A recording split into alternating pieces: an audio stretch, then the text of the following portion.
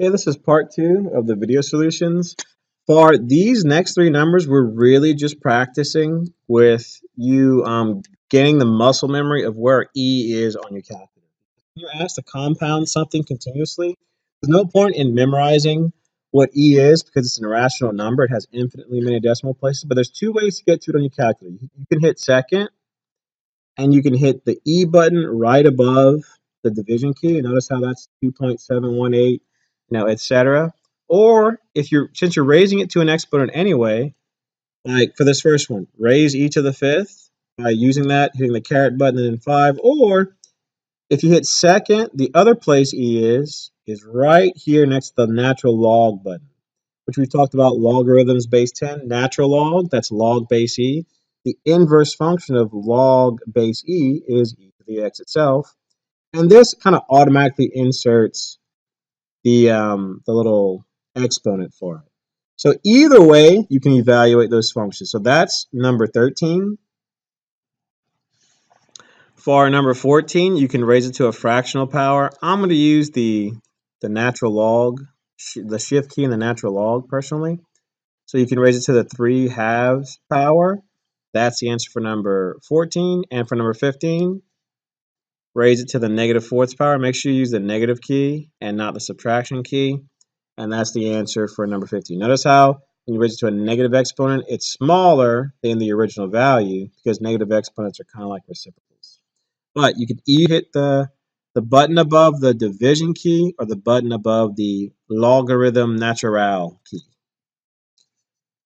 And to round those to 4 decimal places, like for number 13, we would just round this one up to a 2 because there's a 5 after it. For number 14, we would round this 6 up to a 7 because there's an 8 following it.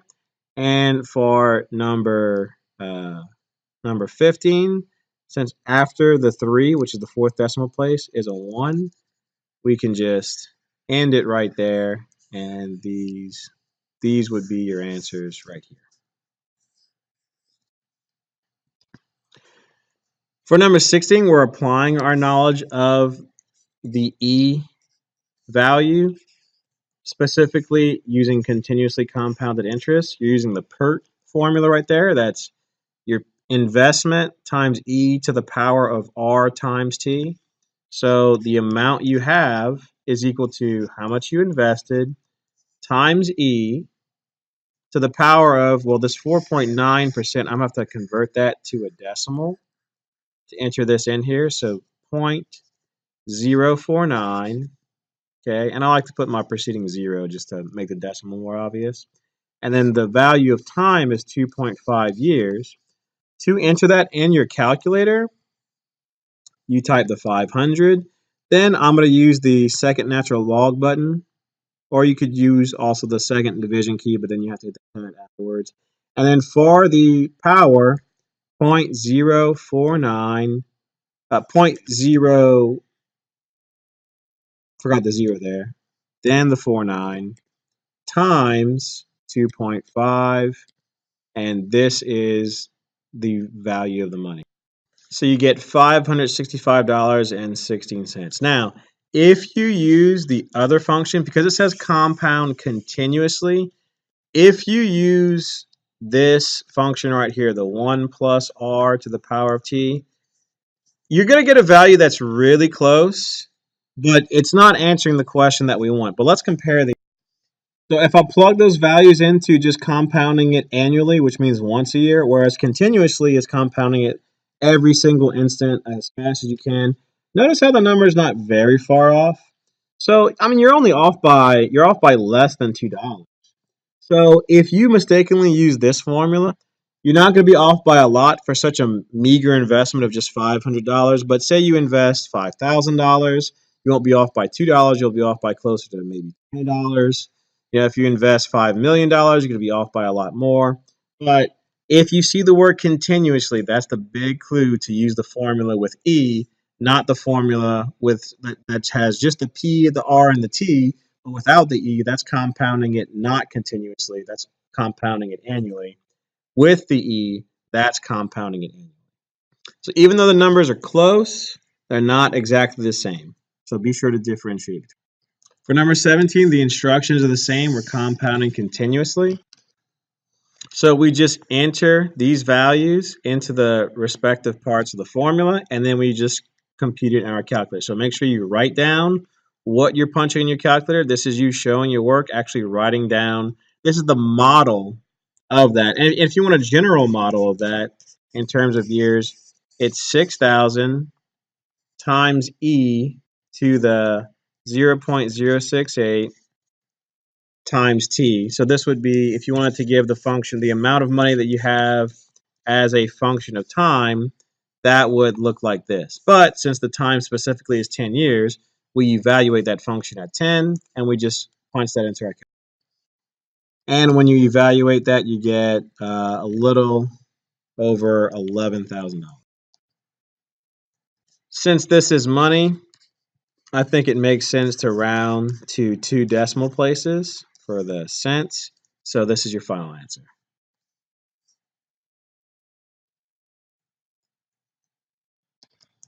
For numbers 18 through 20, we're converting something from exponential form to logarithmic form. So we have the base here is 10. So that means when we write our log, we write log base 10. All right. Now, what goes on the other side of the equal sign is always the exponent. So convert from exponential form to logarithmic form, the base goes underneath the word log. The value goes right next to the word log. There goes a 10,000. I'll put the comma there. And just to check to make sure this is correct, we know 10 to the fourth power is 10,000. You can check to make sure that this checks out.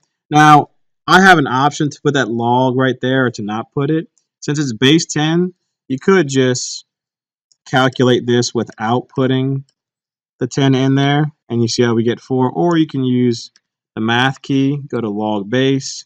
If you put the 10, your calculator will calculate the exact same thing right here. So you can also write it either way because 10 is considered the common log. It's the common base. So you could write it log base 10 of 10,000 is equal to 4, or you could put it without putting the base 10 at all. So either of these is correct.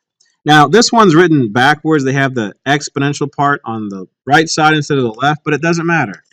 The base of the log is the same as the base of the exponent. So this one would be log base 4. So log base 4 of 1/4 is equal to -1. That's how you write number 19 in exponential form. For number 20, again, identify your base first. The thing that's being raised to a power is your base. So this would be log base 1/2. You could write 0.5. I just prefer to write it as it's seen. And we always put the exponent like on, away from there. And then we do the 8 right there. You can always, again, just like I did for number 18, you can check this by running it into your calculator. You could go to the log base to make sure you're writing this right. So you don't have to guess whenever the numbers are provided. Log base 1/2 of 8. Let's see, does that come out to -3? Hey, it sure does. We can check our work very easily. But in general, you're going to follow this format. Your base is B. Your exponent is C, but on logs it goes on the other side of the equal sign. And your result, which I'm calling it A. I can call it anything. Your result is going to go next to the word log. For numbers 21 through 23, I'll show you how to do these by hand, but you don't have to feel obligated to do it that way because we have tools to develop that work for these.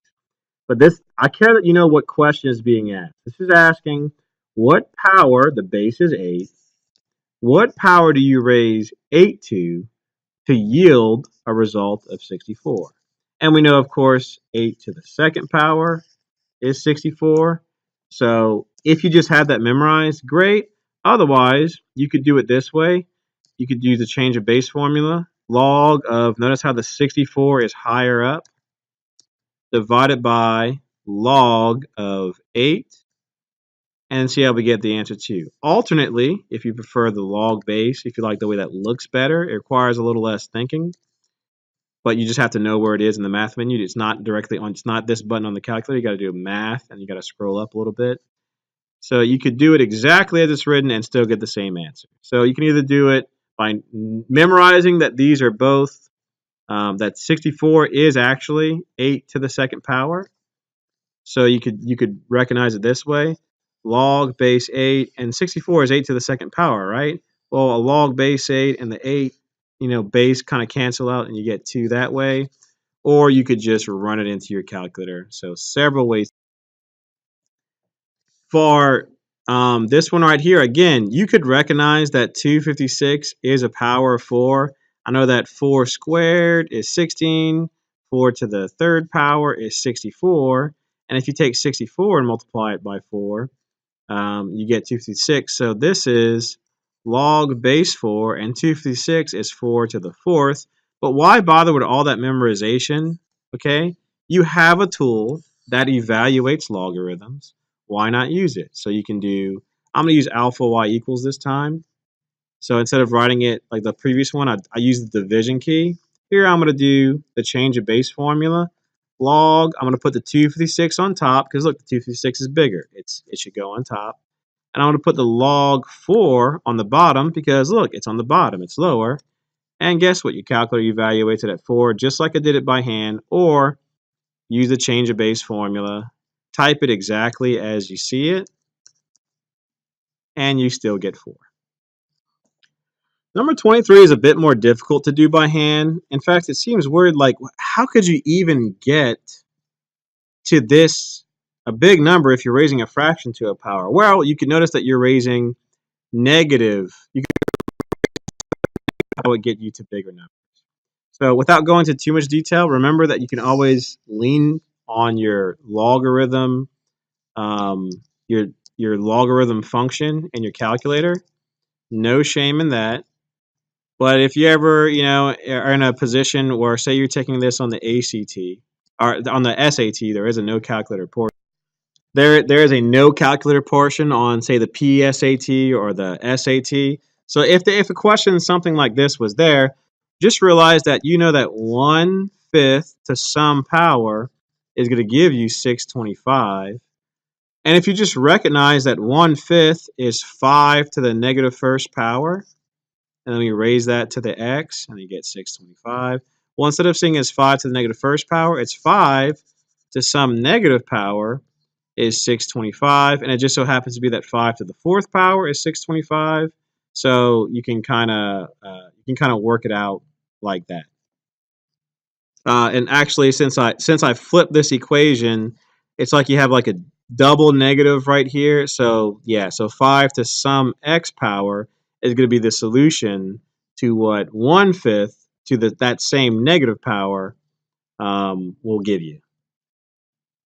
Or you can look. I'm kind of goofing this. Something that people might prefer to do is go, okay, so 5 to what power would give you 1/625. That's a better way of writing this. So it happens to be that 5 to the negative fourth power would give you 1/625. But not taking the SAT for this quiz, you're allowed to use a calculator. So please use the calculator. It's a tool. If you wanna, memorize these steps, or you could, if this logic makes sense to you, it can help you for those standardized tests. But I am not requiring you to do these by hands if you know how to use the tools available. For numbers 24 and 25, we're getting practice sketching the graphs of logarithmic functions. Now, on the gizmo we did, you saw the graphs of these. And so you know that they basically, like exponential functions, look like this. But that would be like, this would be like 5 to the power of x. Well, if you do log base 5 of x, it looks more like this. But these things are mirrors of each other in the diagonal y equal x line. So that's where you can kind of get an idea of what they look like. Now, as far as identifying the domain and range, the default domain, if you look at just log base, we don't care. Any log function its default domain is going to be not including 0 and then all positive numbers after that. So you can't take a log of 0 and you can't take the log of negative numbers. Now, see how this one is shifted over by 1, like it's the negative 1 is really close to the x, and that's a shift right by 1. So I'm going to add 1 to each part of this domain. So the domain of the function that we're looking at here, our domain is actually going to be from 1 to infinity. Now, if you should really have a good grasp on horizontal shifts and vertical shifts and all that from what we did with exponential functions. If for some reason you're still unclear on that, you can just graph these functions in your calculator to get an idea of what those look like. So I'm going to graph log base 5 of x minus 1, and I'm just going to put that in the standard window. And if you look at this, if you notice, we have this thing is afraid to graph vertical lines, so that's unfortunate. The calculator is just like afraid to go there. But this line, if you remember from the gizmo, does come all the way down. This line really does come down right here. So this is one instance where banking on your calculator, you might think that, oh, well, the range is clearly, maybe it's not going below -2, but the range does go all the way to negative infinity. To convince you of that, if you look at log, let's look at just log of x. Now this is log base 10, but the principle is the same. Now let me compare that to log of x minus 1.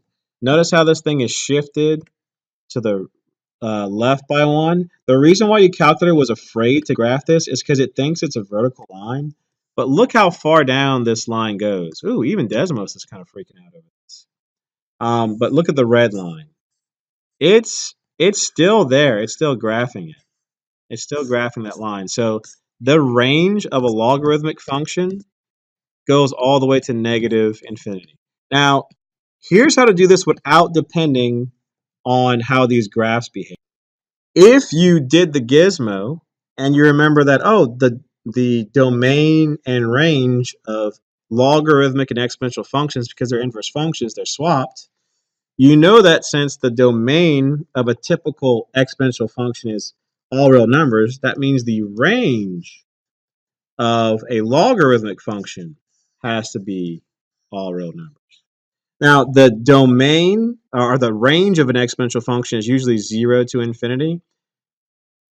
But if you shift it up or down, that range would change. So the domain, since they're inverse functions of exponentials, would be 0 to infinity by standard, but it's shifted over to the right by 1. So the domain of this logarithmic function will be 1 to infinity. That is your domain and range. And if you want to sketch a graph of that thing, it would just look something like that. For number 25, all right, let's look at what is affected. So nothing's happening to the x here, right? So the domain of this logarithmic function is going to be the standard domain, which is the exact same as the range of an exponential function. Now the range is thrown off a little bit, but since the default range of an exponential function is negative infinity to infinity, but this 5, it shifts it up by 5, right? Well, what happens when you add 5 to negative infinity and add 5 to infinity? Well, now the new range is, well, that actually doesn't matter at all. If you add a finite number to infinity, it doesn't change it at all. So your domain and range are the same as whatever default function. Even though it's stretched, if you stretch an infinite range, it still passes, from negative infinity to infinity. The graph of this function, it might look a little different. So like a standard logarithmic function might have this little curve right here, and it usually has an x-intercept. You can look at where the x-intercepts are. Its x-intercept will usually be at 1 comma 0. And certainly that will change with this. This thing will go, instead of the x-intercept being at 1 comma 0, it'll be at a different spot. But I'm not going to actually ask you to graph these. I really, if anything, I just want you to know that the domain of a standard logarithmic function is 0 to infinity, and its range, no matter what you do to it, is negative infinity to infinity. The only thing that can change the domain is if we mess with the thing that's in parentheses next to x. For number 26, we're using our calculators to develop an exponential model for this. So, just like we did with quadratic regressions and linear regressions, the first thing we hit is the stat key. Then we're going to put this data into our L1 and L2. I want to clear all this old junk I have out of here. So I'm going to go to second, memory, clear all list. That's option 4. Hit enter. And now when I go to stat and go to edit, it's all clean. But I'm going to put these values from the table into my L1 and L2. So now that I have these in here, I'm going to let the calculator generate the model. So what I'm going to do is I'm going to go to stat, calc, just like we did linear regressions and quadratic regressions and cubic regressions. Go a little further down until you see something that looks like it means, exponential models. Well, I see this thing that says EXP, but we're going to run into an issue here. And in fact, we'll actually do this. We won't have a question like this on the quiz. We'll have something separate that we'll work on in class to sort of evaluate your understanding of exponential models. But even though I typed everything in right, and let me go back to let me put L2 right here. This model, even though I just pulled it straight from the stats, like from the data, and I did the exponential reg, this model is going to be wrong. So using this model, here's a problem with the XBREG, like the exponential regression calculator. It assumes a particular y assumes a particular y-intercept. So you notice how my a value is off here. Your a value should always be what your y-intercept value is, the 2200. So I know automatically that's going to be wrong. The way to modify that, but this answer will actually match with the back of the book did, which is why I don't want to use this one, because this is assuming whenever you use your graphing calculator, it assumes an asymptote. In other words, like when we talk about decay. So this thing is, it's exponential decay. It's cooling off. But it's not going to head towards 0 degrees Fahrenheit, unless, of course, you're putting it in a refrigerator that, is 0 degrees Fahrenheit. But this is the model they have in the back of the book.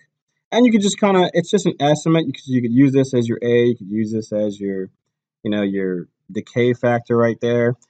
And you'll get, if you raise this to the power of 6 to represent, how long it'll be, about 6 minutes, you'll get a value that's really close to 1200. But you can tell that without even looking at it. If you look at here, we have like 1700 degrees. So this model is going to predict that in 6 minutes it'll cool it at. But that answer should be wrong, because look, after 10 minutes, it's still 1200 degrees hot. So it's probably closer to 11 minutes that will be the real value, which is if you let it cool like one more minute, it'll probably drop to like 1200. So the answer that the book has, they forgot to account for, the fact that it's cooling off in room temperature. So the answer they get is just completely wrong. So I don't want you looking at the solutions, that we talk about and thinking that this is the right way. Whereas this model accounts for that, the fact that the asymptote is 68 degrees Fahrenheit, and it's just more complicated than I want you to do in a quiz. You have to end up like subtracting 68 from each of these values. It's kind of tedious. It's more than I want you to do, but just know that if you're looking at the answer to the back of the book, it is wrong. The value that they give is completely wrong. So for the purpose of this quiz, this is going to be not on that quiz. We'll do sort of like an individual group class assignment about exponential models, because this is less about the algebra. This is more to do with statistics, but I still think it's really important for us to do. Just not in a quiz setting, just because of the fact that it takes a while and the fact that the book got it wrong too. Whereas this value, this model right here, when you make some modifications, it'll be about 11 minutes, maybe like 10 and a half minutes for this thing to cool to about really close to 1200 degrees Fahrenheit. For number 27, this is something you should absolutely understand what the y-intercept of a function is. Remember, it's automatically going to be provided by whatever the value of this, you call it the coefficient. I like to call it the initial value. That's why it's the y-intercept. So it is 0, comma a. It is not 0, comma b, okay? Even if the function was this, let's say if he was 5 to the x, okay? This in terms of an exponential function, if you write it as a times b to the x, the 5 is the b. So the y-intercept of even this function right here is not 0, comma 5. It's 0, comma 1. When you might ask, wait, well, isn't the coefficient 1? No, the base is 1. The coefficient of this, the base is 5. The coefficient is 1.